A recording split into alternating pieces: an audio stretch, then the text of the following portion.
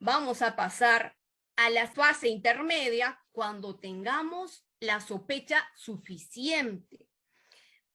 Las diligencias preliminares y la formalización y continuación de la investigación preparatoria son vitales para que podamos llegar a esta etapa intermedia.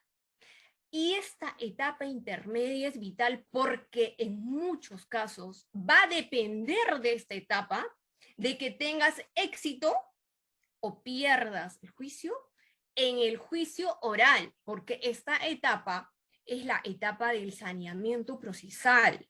Entonces, cuando ingresa este nuevo modelo procesal penal, es ahí que se implementa esta etapa intermedia.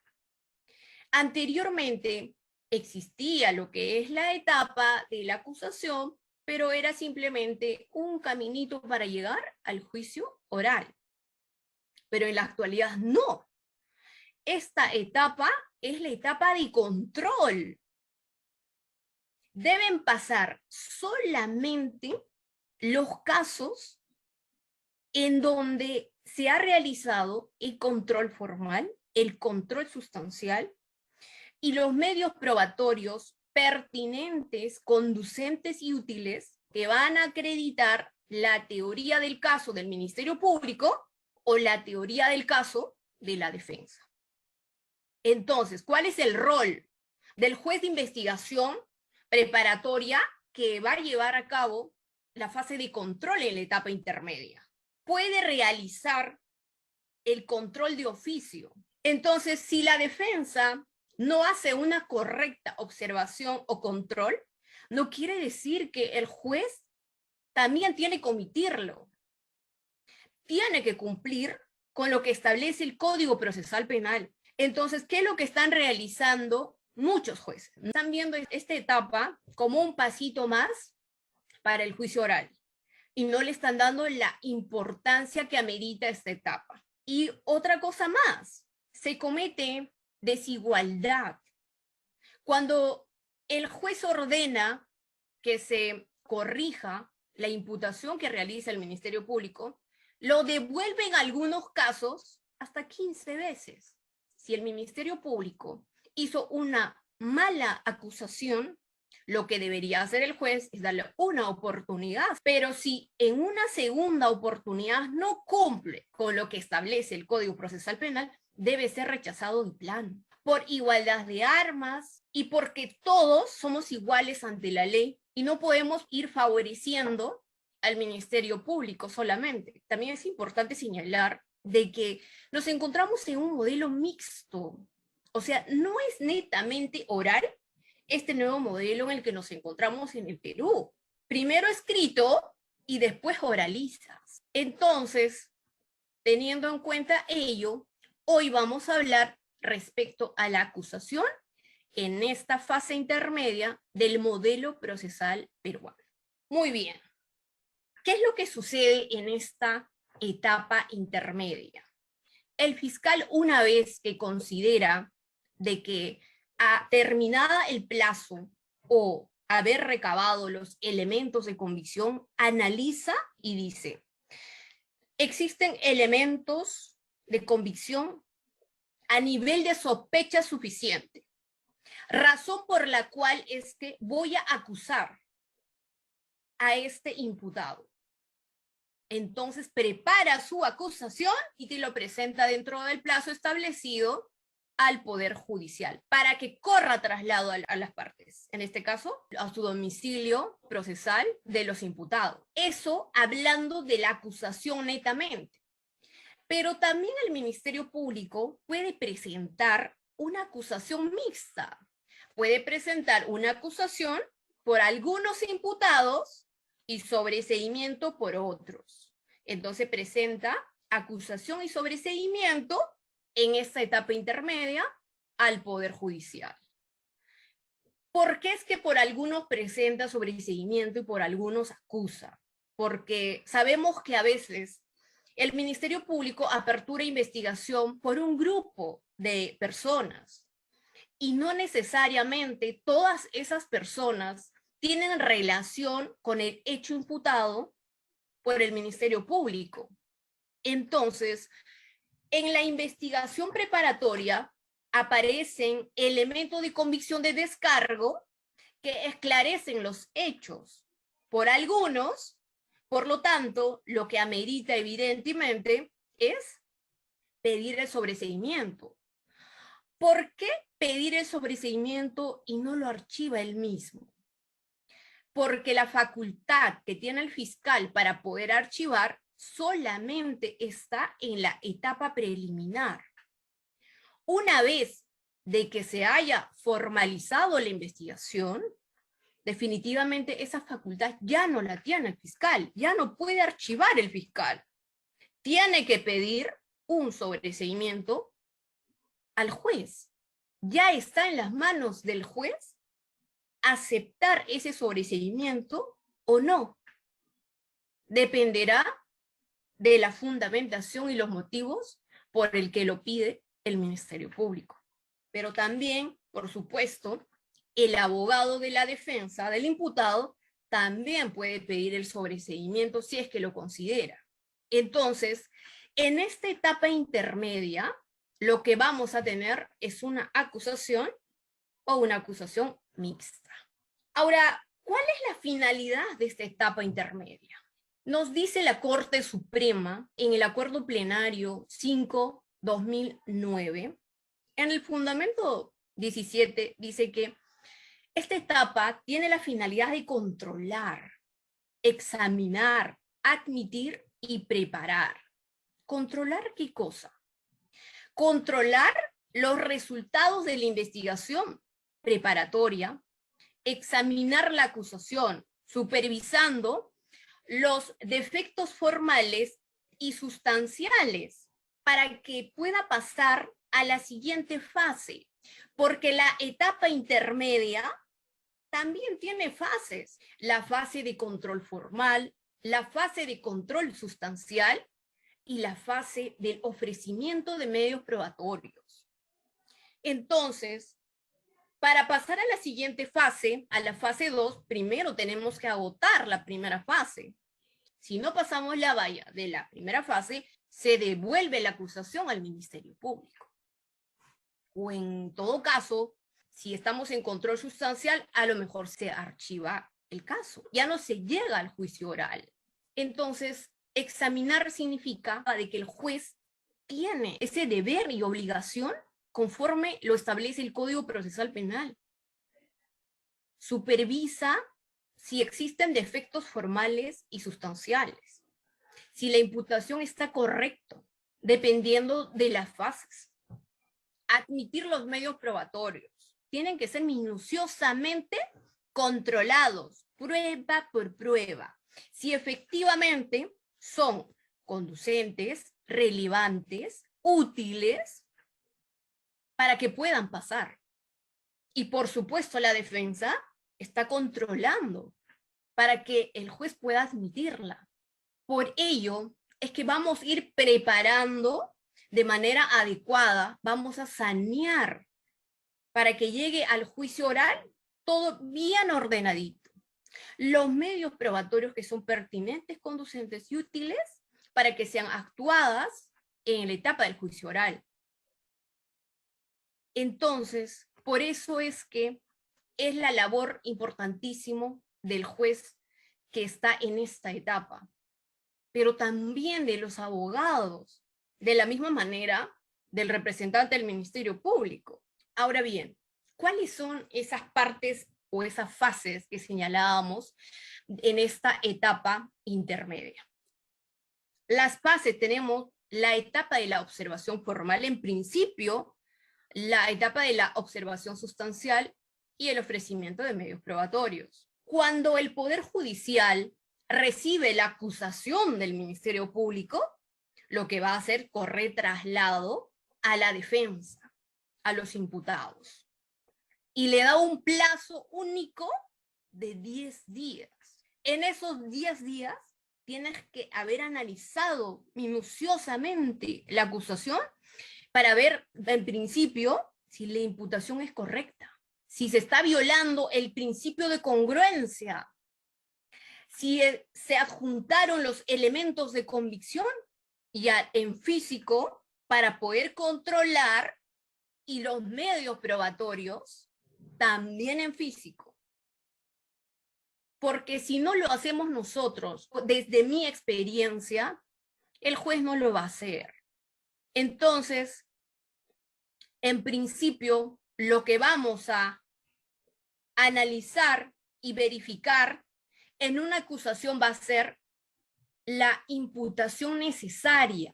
Si efectivamente se cumple con lo que establece la norma respecto al modo, el tiempo, cómo, cuándo y dónde. Cuándo ocurrieron los hechos de manera precisa y clara, dónde ocurrieron, cómo ocurrieron, por qué eso es importante. Para la defensa eficaz. Si eso no existe en una acusación, ¿cómo voy a ejercer la defensa? Si no me dicen cuándo ocurrieron los hechos, la fecha exacta. Me pueden decir que los hechos ocurrieron en el año 2013, pero el año tiene meses y tiene días. Entonces, me tiene que especificar el tiempo. Y a la vez, me tiene que señalar cómo se realizaron esos hechos y dónde, el lugar, el espacio, porque si eso no sucede, evidentemente, no vamos a poder defender de manera eficaz. Para eso está la etapa de la investigación preparatoria.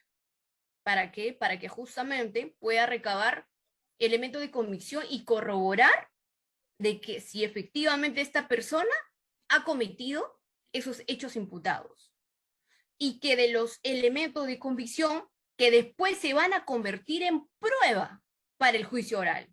Por eso es relevante analizar la acusación en principio si cumple con la imputación necesaria, que está establecido como requerimiento en el artículo 349, inciso 1b del Código Procesal Penal. Además, ¿qué más podemos analizar? Ver si efectivamente la acusación tiene congruencia con lo que señala la formalización y continuación de la investigación preparatoria. Porque, por ejemplo, a Pablo formalizan la investigación en su contra por el delito de organización criminal, ser miembro de una presunta organización criminal. Y le ponen como rol ser, pues, informante, por ejemplo.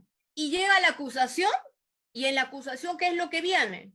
Ahora ya no solamente es informante, ahora también es financista. Entonces, uno revisa y dice, tiene que analizar la formalización para ver si existe congruencia, corroborar, y efectivamente, si aquí aparezco como, no sé, informante y financista, y en la formalización solamente señala que soy informante, yo me he defendido en base a esa imputación, pero financista no, porque tengo que defenderme, ¿no? En la etapa de la investigación preparatoria. O es que en la etapa intermedia voy a pedir que se realicen diligencias. Imposible, ya terminó. Las etapas precluyen. Si en la etapa preliminar y en la formalización de la investigación preparatoria no ayudaste a recabar elementos de comisión de descargo, pues evidentemente ya no hay otro momento. Si en esta etapa intermedia que nos corre en traslado para poder absolver la acusación y no adjuntamos medios probatorios, ¿cuándo lo haremos? Nunca. No, pero la norma dice que tal vez en el juicio oral en inicio se puede presentar, sí, pero lo puedes presentar solamente medios probatorios que desconocía de su existencia. Pero si ya están en la carpeta fiscal, pues tú tienes que sacarlas, tenerlas y adjuntarlas y presentarlas, porque la fiscalía nunca lo va a hacer. La fiscalía va a presentar solamente medios probatorios que estén en tu contra, en contra del imputado, porque el Ministerio Público busca la cárcel. Entonces, por ello, hay que verificar también si se cumple con el artículo 349.2 del Código Procesal Penal. Además, de paso, si los elementos de convicción se encuentran en físico. Y de pasada también los medios probatorios tienen que estar adjuntas de manera física para poder controlarlas. Ahora bien, vamos a poner un ejemplo respecto a la imputación necesaria. En el caso en concreto dice, se cuestiona la apropiación de dinero en el año 2020. En su condición de gerente de finanzas de la Municipalidad de Cajamarca, se habría apropiado fondos que se encontraban bajo su administración. En este caso vamos a decir que es Juan Pérez. Y ya que suscribió 10 comprobantes de pago a nombre de terceros por supuestos servicios de limpieza no realizados. Entonces, en este caso estaríamos hablando de un funcionario público. ¿Qué pasa? Que solamente señala que fue en el año 2020. En este caso se cumplirá con lo que es la imputación necesaria. Si no me dicen en qué mes del 2020 y qué día del 2020 habrían sucedido dichos hechos, entonces definitivamente no se cumple con lo que establece la norma. ¿Qué es lo que tiene que pasar? Hay que devolver la acusación al Ministerio Público para que complete esa información, si es que la tiene. De igual manera con el principio de congruencia. Si cambia la imputación, como les expliqué en el ejemplo anterior, igualmente hay que cuestionarla. Ahora bien, respecto a lo que es la segunda fase, una vez que hayamos agotado la primera fase, entonces vamos a pasar a la siguiente fase de la etapa intermedia, la observación sustancial de la acusación. Y como nos han corrido traslado con la acusación y que nos dieron un plazo de 10 días, en esa absolución de la defensa ya tiene que estar todo lo que requiere una absolución de una acusación. La observación formal, la observación sustancial y los medios probatorios para acreditar su teoría del caso, en el caso de que lleguemos a esa etapa. Porque podría quedarse en la fase 2, en la observación sustancial, porque para la observación sustancial la defensa ha tenido que plantear excepciones u otro medio de defensa. Pudo haber solicitado cuestión previa, tiene que también haber objetado la reparación civil, también solicitar un criterio de oportunidad en el caso de que lo amerite, de que obviamente eso debieron haberlo realizado en la etapa de la investigación preparatoria, pero en el caso de que lamentablemente no lo hicieron, pues esta es nuestra oportunidad para poder cuestionarla. Entonces planteo mis excepciones, ¿no? Yo puedo interponer una excepción de improcedencia de acción o tal vez solicitar de que si se encuentra en prisión preventiva, que se le dé la comparecencia y definitivamente voy a objetar la reparación civil cuando el monto fijado no resulta proporcional y no existen bases para la fundamentación como lo establece la casación 695-2018. Si no se cumple, evidentemente voy a tener que cuestionar.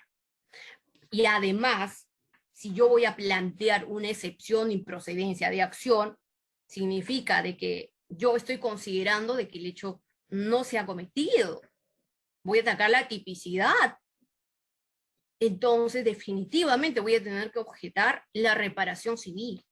Ahora bien, también es importante de que en esta etapa la mayoría de los abogados, los que obviamente conocen el modelo, van a tener que plantear una excepción de improcedencia de acción. ¿Por qué?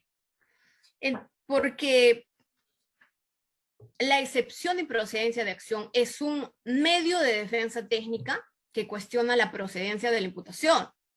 ¿Cuándo? Cuando el hecho denunciado no constituye delito o no es justiciable penalmente. En una de esos dos supuestos, conforme a la casación 581-2015, Piura. No es justiciable penalmente. ¿Qué quiere decir? Quiere decir de que no se requiere del juez penal o se puede ver ese caso pero en otra vía, no necesariamente en el ámbito penal. Entonces, cuando señalo de que no constituye delito, voy a interponer una excepción de improcedencia de acción, pero también voy a tener que analizar si estamos frente a una tipicidad relativa o absoluta para poder interponer mi excepción de improcedencia de acción, porque no constituye delito el hecho imputado, por ejemplo, por atipicidad relativa. Atipicidad relativa, conforme señala la casación, es cuando falta alguno de los elementos del tipo. Puede ser el sujeto activo o la descripción del hecho no se subsume en la descripción en el tipo penal. Mi acción no se subsume en lo que señala la norma, porque sabemos que existen varios elementos del tipo. Entonces, cuando falte alguno o varios, entonces estaremos frente a una tipicidad relativa.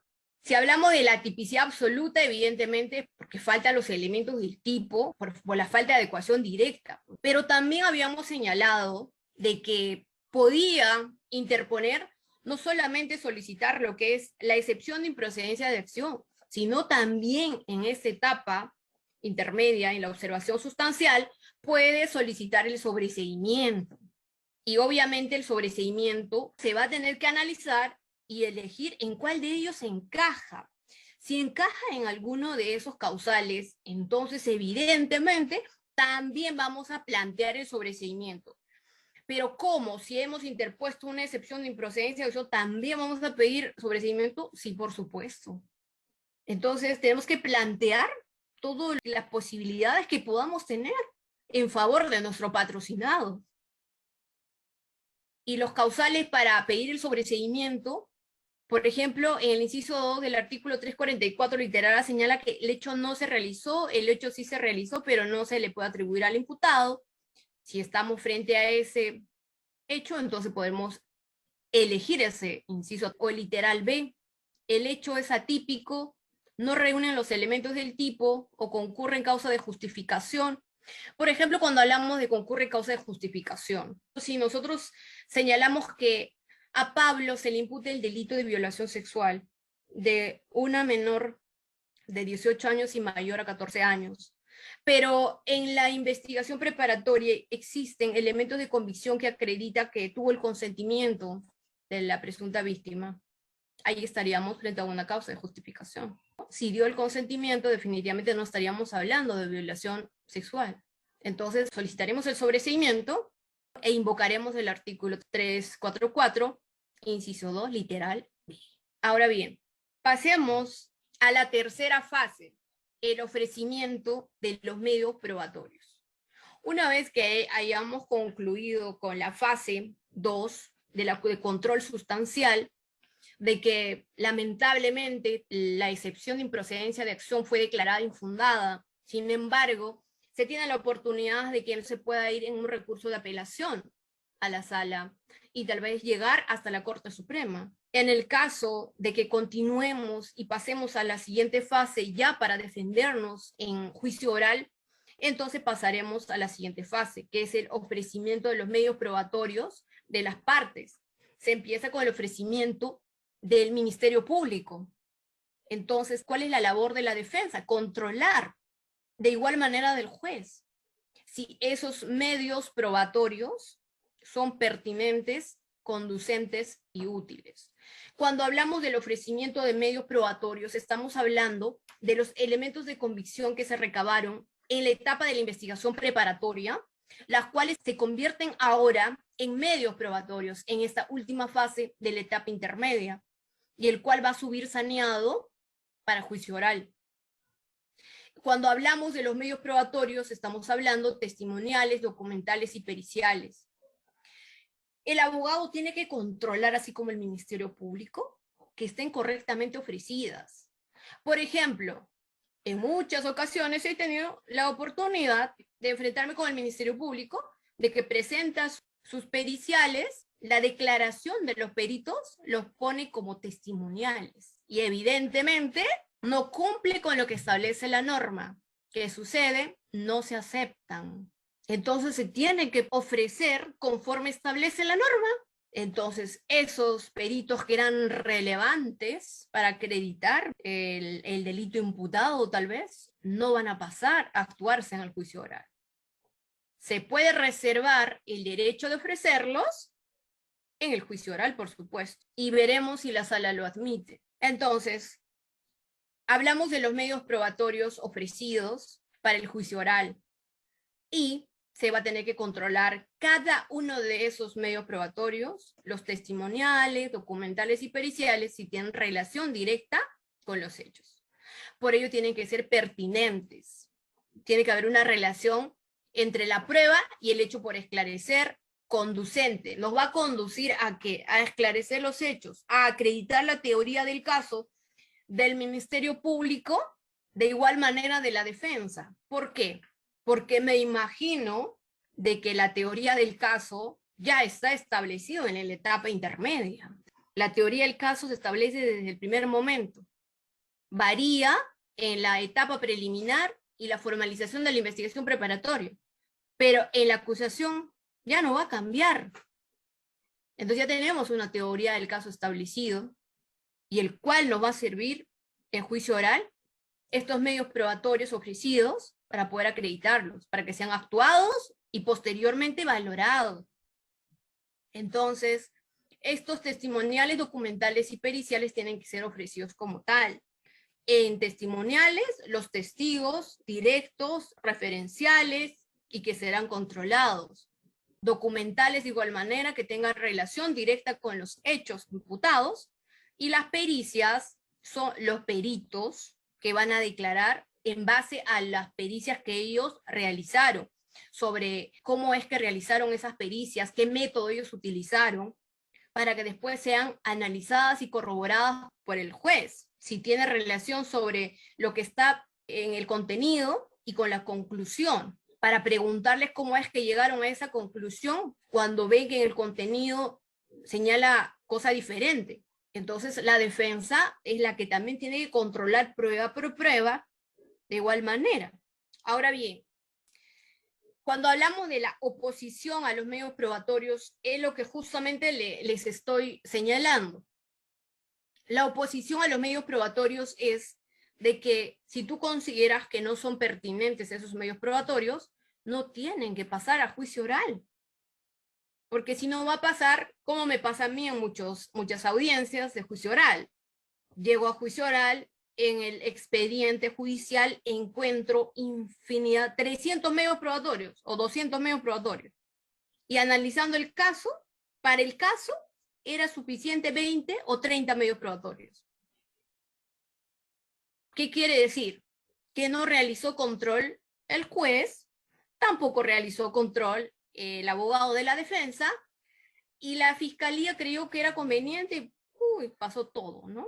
Ya se aceptó.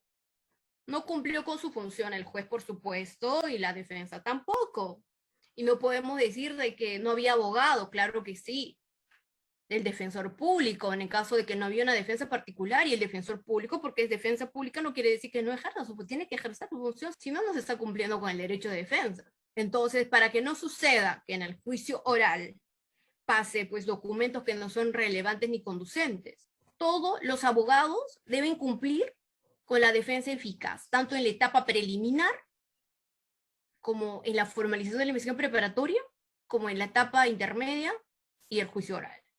¿Por qué? Porque si un abogado no ha cumplido su función en la etapa preliminar, yo tomo el caso en la etapa intermedia, ¿qué es lo que yo voy a realizar en esa etapa si habían medios para poder recabar elementos de comisión de descargo? Y nunca lo realizó el abogado que estaba a cargo de la investigación preparatoria. Voy a solicitar al juez de control que se realicen diligencias, es imposible.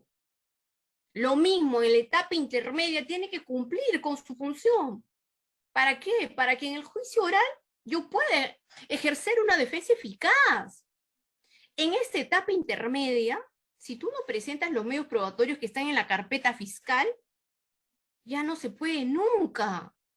Como me encuentro ahora en juicio oral y veo que hay documentos que se actuaron, vinieron a declarar testimoniales, que hablaron, esclarecieron los hechos a favor del imputado. Nunca se ofrecieron. ¿Cuándo los voy a ofrecer? En el juicio oral no me la van a aceptar. Solamente me van a aceptar medios probatorios ofrecidos y denegados, tal vez no con fundamento correcto, y los medios probatorios que desconocían de su existencia. Pruebas nuevas. y ese testimonial, ese testigo que declaró, ¿no conocía de su existencia? Claro que sí, sí lo ha declarado. Si hay documentales, el imputado me dice, existen documentales, pero el fiscal de mala fe no lo ha presentado, me dice. Es que eso no es trabajo de la fiscalía, eso es trabajo del abogado. La fiscalía presenta sus medios probatorios, testimoniales, documentales y periciales que quiere llevar a la cárcel al imputado, en contra del imputado. Así existen elementos de convicción a favor. ¿A quién le corresponde eso? Al abogado. Ahora el abogado selecciona todos sus medios probatorios relevantes para su teoría del caso y los presenta en la absolución. Y para eso tiene que tener toda la carpeta fiscal, por supuesto. Y si uno toma en esos 10 días es insuficiente. Por eso es que uno tiene que venir ya preparando. Cuando uno lleva la defensa en la etapa preliminar, tiene que tener toda la carpeta fiscal. Si deja la defensa, el imputado tiene que tenerlo ya para su siguiente abogado que vaya a nombrar en caso de que no continúe el abogado de la etapa preliminar. Porque no siempre los abogados empezamos en la etapa preliminar y llegamos hasta el juicio oral, porque en ciertos casos son años. Muy bien, teniendo en cuenta ello, estimados amigos, conmigo será hasta otra oportunidad.